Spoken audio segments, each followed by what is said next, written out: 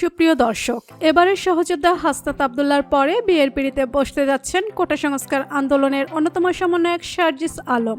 হঠাৎ করে কেন বিয়ে করেছেন সার্জিস আলম? শুনলে অবাক হয়ে যাবেন আপনিও। বিস্তারিত জানতে ভিডিওটি না টেনে সম্পূর্ণ দেখতে থাকুন। বৈষম্য বিরোধী ছাত্র আন্দোলনের অন্যতম একজন সমন্বয়ক হলেন সার্জিস আলম।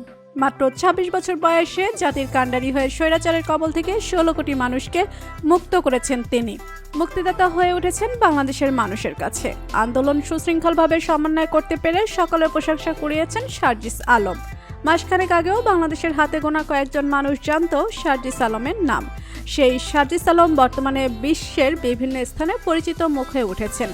জুলাইয়ের মাঝামাঝি সময়ে সার্জিস আলমকে অপহরণ করার পর বৈষম্য বিরোধী ছাত্র আন্দোলনের সকলের মুখোমুখি সার্জিস আলমের নাম ছড়িয়ে পড়তে থাকে।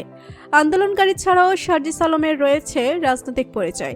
তিনি গণতান্ত্রিক ছাত্রশক্তির কেন্দ্রীয় নেতা। গত কয়েকদিন আগে সমন্বয়ক হাসনাত আবদুল্লাহর বিয়ের খবর প্রকাশিত হয়েছে।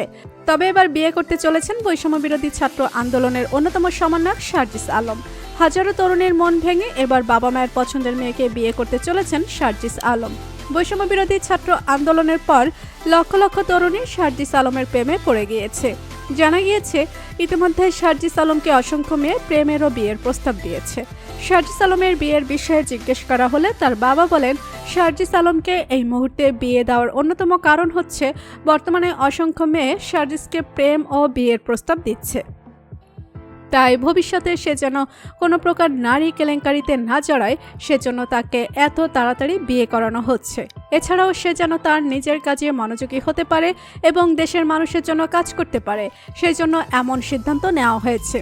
অপরদিকে সার্জিস আলমকে বিয়ের বিষয়ে জিজ্ঞাসা করা হলে তিনি বলেন, এই সব কিছু হচ্ছে আমার বাবা মায়ের সিদ্ধান্তে।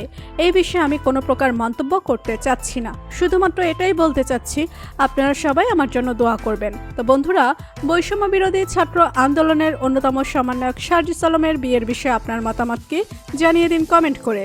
আর ভিডিওটি ভালো লেগে থাকলে একটি লাইক দিয়ে চ্যানেলটি সাবস্ক্রাইব করুন। ধন্যবাদ।